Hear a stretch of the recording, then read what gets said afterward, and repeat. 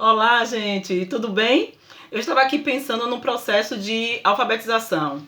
Né? O que é o processo de alfabetização? Ele é o processo de aquisição do nosso sistema de escrita, nosso sistema de leitura. Né? Nesse sistema de escrita, a gente vai pensar a criança deve escrever da esquerda para a direita, de baixo para cima, né? A forma como segurar o lápis, as regras que envolvem toda essa aprendizagem. Então, isso é o meu processo de alfabetização, tudo que envolve. O processo do letramento, tão importante quanto o processo de alfabetização, é o desenvolvimento das habilidades sociais dessa leitura. Né? É o prazer que eu vou adquirir a partir deste hábito que eu vou desenvolver, é a crítica, a análise crítica que eu vou fazer em cima do que eu leio, né?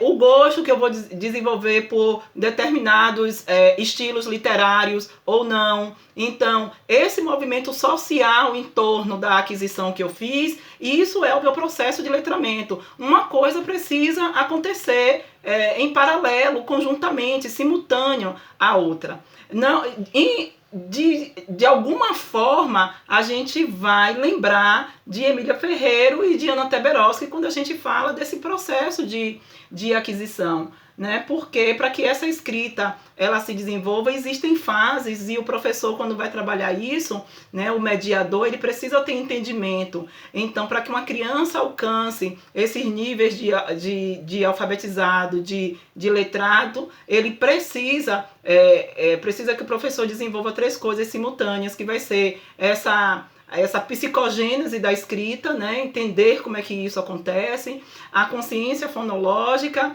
e o reconhecimento das letras propriamente dito. Quando a gente pensa na psicogenética, a gente começa a entender como é que uma criança aprende. Então, de início você vira para essa criança e diz assim, escreva seu nome, ela pega, faz um monte de risco lá, dá só aqueles traços e aquilo ali é o nome dela e tá certo, não tem que reclamar, o nome dela é aquilo mesmo, é a forma como ela está identificando. Avançando um pouquinho, você vai dizer, escreva aí a palavra sol, ela vai então desenhar um sol. Escreva a palavra casa, ela vai desenhar o que ela entende que é casa. Ela ainda não fez essa associação entre as letras e o objeto que se está pedindo. Então, nessa fase, a gente diz que a criança está na fase icônica.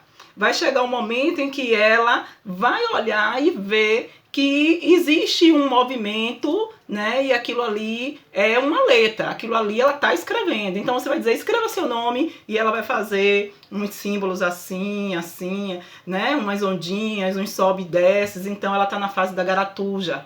Ela já vai identificar que existe ali um traço que que é uma simbologia e que tem um significado. Beleza? Em algum momento, ela percebe que as letras entram nessa escrita, porque ela já percebeu as letras. O processo de alfabetização, dessa aquisição mais formal, sim, ele vai ser trabalhado a partir do dia que a criança entra na escola. O processo de letramento não, o processo de letramento é anterior. Antes de entrar na escola, a criança já percebeu letras, a criança já percebeu palavras, ela pode não dar a definição correta daquilo ali, mas ela já percebeu. Então, em algum momento, ela vai perceber que aquelas letras têm a ver com o som que se fala. E aí é como a criança vai entrar na fase pré-silábica. Né? Ela vai começar a fazer a associação e daí vão começar os avanços. Ela vai imaginar quando a palavra é grande é porque tem muitas letras, quando uma palavra é pequena é porque tem poucas letras. Depois ela vai começar a fazer a discriminação perceber esse som junto com esse fonema. Fonema não é som, tá, gente? Mas é uma forma de eu representar aquele som e que a minha letra é a forma de eu representar esse fonema. Então, a criança vai sair desse pré-silábico, vai fazer uma série de evoluções, né? Vai passar pelo silábico sem valor sonoro, silábico com valor sonoro, né? Vai passar pelo silábico alfabético até chegar no alfabético. Então, existe uma evolução no meio de todo esse processo. E é claro que para a criança avançar entre uma fase e outra, ela precisa cada vez mais desenvolver essa consciência fonológica.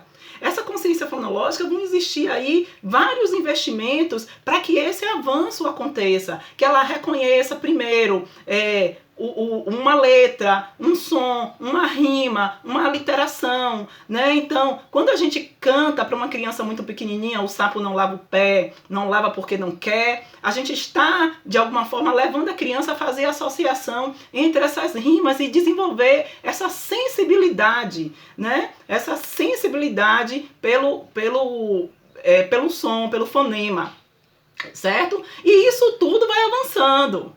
Isso tudo vai avançando. Então, ela vai precisar desses recursos.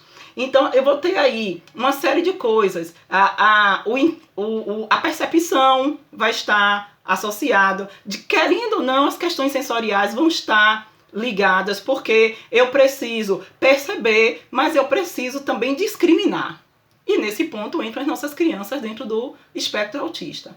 Né? A minha criança que está com toda a dificuldade da oralidade, a minha criança que tem uma disfunção sensorial significativa e que não consegue fazer a discriminação auditiva, como é que ela pode fazer essas aquisições? É possível?